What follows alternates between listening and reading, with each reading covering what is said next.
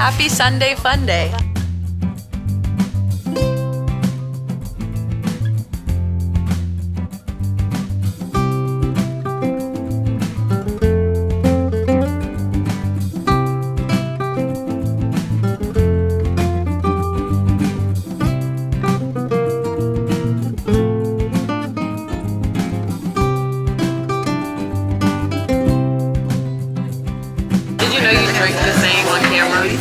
Every time.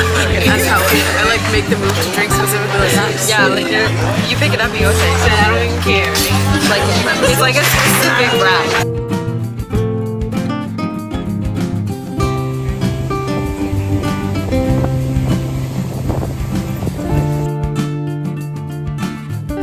Hi friends, welcome back to my channel. My name is Larissa. This is a week in my life. As you guys probably already saw, that was most of my Sunday, and it was actually a really cute little Sunday. I definitely feel like Sundays are the start of the week, and that's just like the old first child in me, because I feel like a good Sunday can set you up so well for the week to come. As you saw, I went to a farmer's market with my friend Aaliyah, and then we got some lunch and then headed to the beach. So it was a great day spent here. And now I'm just trying to get myself together because tomorrow morning I leave out bright and early for work. So we got a fun job this week. And then we're gonna get into some other stuff and see how this week goes.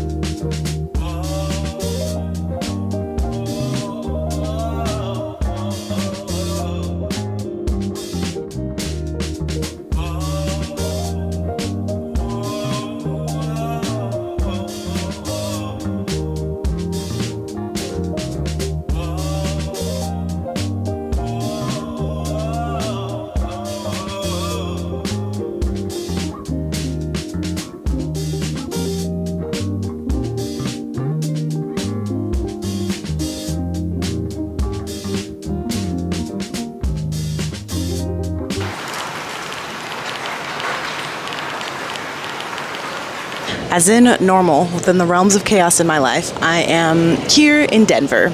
Now, I was supposed to be home by now because it's currently Wednesday morning, but my flight was delayed yesterday, which means I then had to have a layover pit stop, much longer than intended, here in the Denver airport.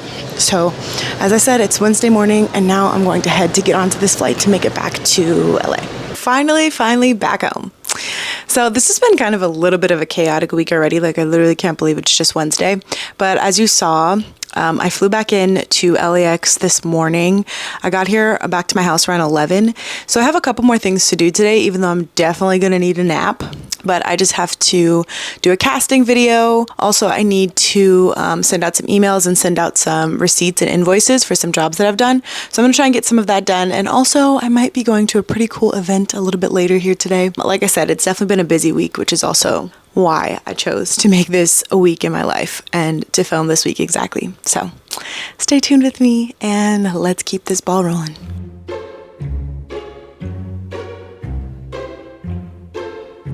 To be completely honest with you guys, I thought I was going to an event tonight, but tonight it's just going to be me and my good old bays, Ben and Jerry. And this is a side product of working a lot this week, being all over the place, and also being on my period. So let's edit and have some Ben and Jerry's to finish this lovely hump day.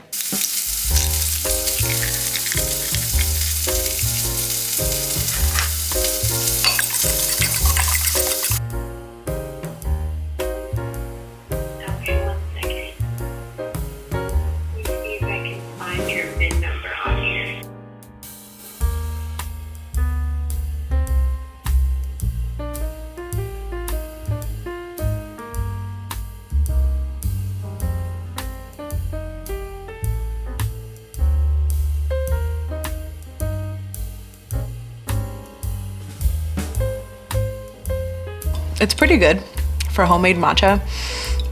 I did use almond milk, vanilla, and a little bit of honey. I think my ratios are off and I definitely could have spent more time mixing it. So, but it's really good. I mean, it's also like good instead of going to spend like $10, which, you know, adds up. I'm back home. Trying to get my car fixed and it ended up coming out to be about $550 because I just straight up went to the dealership. But as far as, you know, errands and stuff to do, I am done with that. I'm gonna come back home and drink my matcha, get some more work done, and then try and get maybe a little bit of workout in a little bit here. And yes, as far as I'm concerned, a little drinky drink around 3 o'clock makes you so much more productive. So I'm headed to a morning yoga class. Today is Friday, and I kind of like to treat myself by doing exercise classes on Friday. I've been doing this yoga class consistently every Friday for like the past month, I think. Yoga class was so good. I feel like one thing I absorbed today in class, because I'm always like, my mind is always moving, so it's good to kind of keep it moving in like at least a productive direction. So in class I was thinking about how when you're in difficult positions, like, you know, difficult poses, you're really just being tapped out, your muscles are getting exhausted, all these things. It's important to kind of just absorb that and sit in that and work through it through your breath. And that can be kind of like compared to in life, right? So like if you're sitting in a difficult season, it's good to make sure that you're just like breathing through it and recognizing that like this is not forever. Like it's kind of a mind game, but it can apply to like all exercise, but also to life, because seasons are not forever. And so I feel like I'm sitting in a little bit of a difficult season right now for a couple different reasons, but I know that it's not forever and that the things that I'm looking to be resolved will be. So it's a good lesson from yoga straight to life. But now I'm gonna get some lunch and then go back and head home to get some things done for Friday and then have something else exciting to do.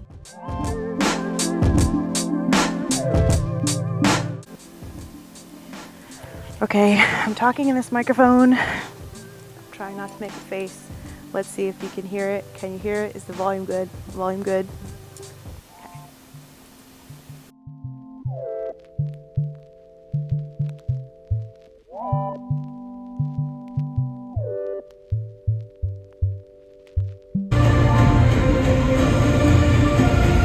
It is Saturday morning. I have like a little bit of an event that I'm gonna go to later on. I don't know what it is. I feel like I'm just not super into like going out anymore. So the most you'll see me doing today is like going to this networking event, meeting people, and I think I'm gonna come back home. That's a little bit later this afternoon. And right now, like I said, Saturday morning is gonna mean a little bit of a cleanup for me today, because usually I would do a little bit of a cleanup on Sunday just to like kind of get the week started off on a good point. But I want to have a Sunday fun day tomorrow.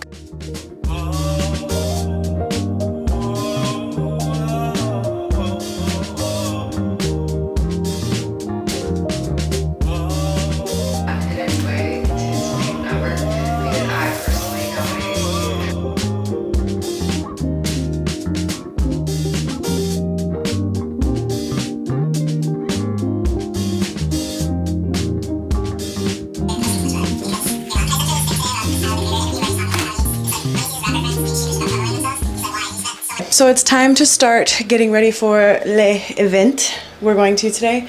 Recently, I don't know if you guys have been feeling like this too, but you know, as a black girl, as a curly girl, like your hair is like its own planned out thing that you have to think about beforehand, like, oh, what am I gonna do with my hair? But I haven't been feeling that lately. Like I've literally been trying to keep it in protective styling as much as humanly possible, because one, it's summer, and two, I just get so bored doing things with my hair sometimes and worrying about how much moisture is it getting and how am I sleeping and can I swim and can I run and can I jump. So yeah, it's been protective styles for me lately, but I actually had to take it out last week because I was working. It's really hard to be a curly girl because curls are very sensitive, and like That's part of what makes them so beautiful, but it also makes them a real challenge to maintain. I've been swimming this summer and I've been in water, and it's just like every time I come out, there's like a different texture, different combination of curls going on.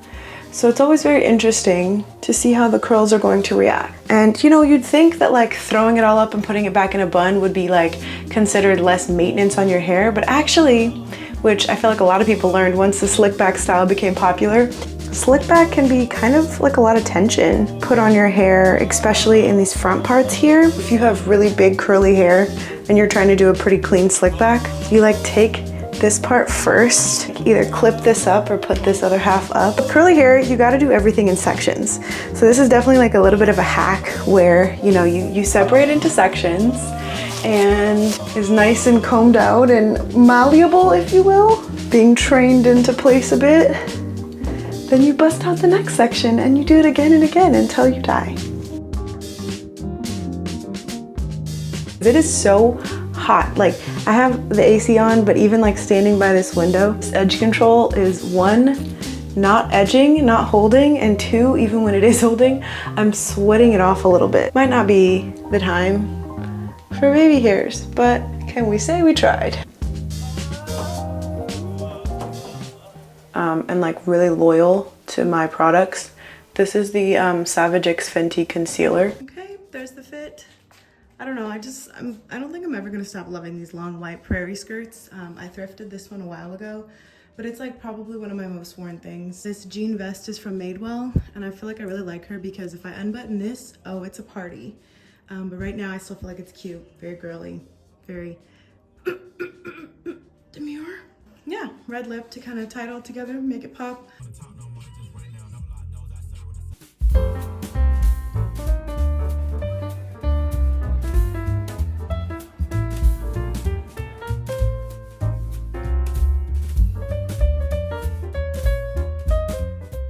Did you have to secure funding or investment for your brand? No, I do not.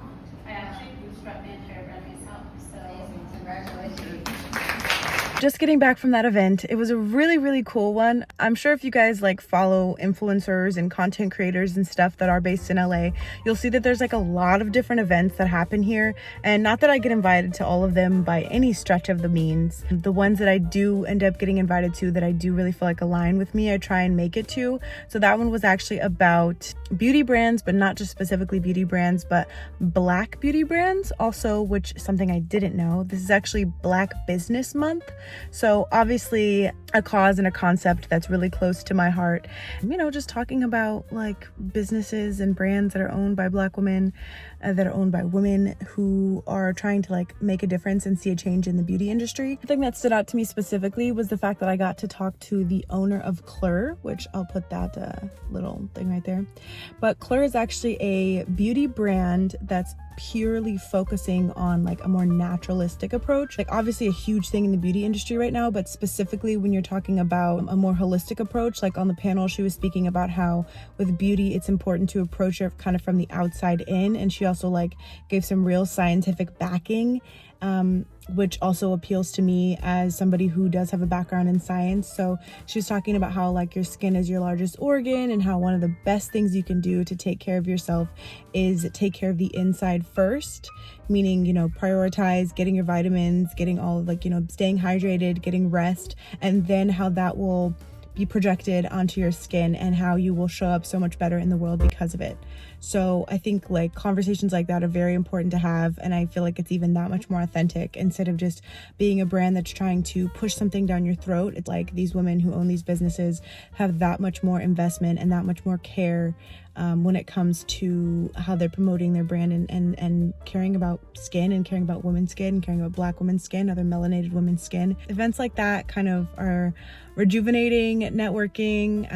That's like the primary reason why I end up going to them. I just feel so rejuvenated afterwards. Now, fun being all cute and going out and stuff like that. But now I know I'm so lame. It's a Saturday night. I might just end up walking my dog, hanging out with Nico, making some dinner, and calling it a night. Having a fun day tomorrow.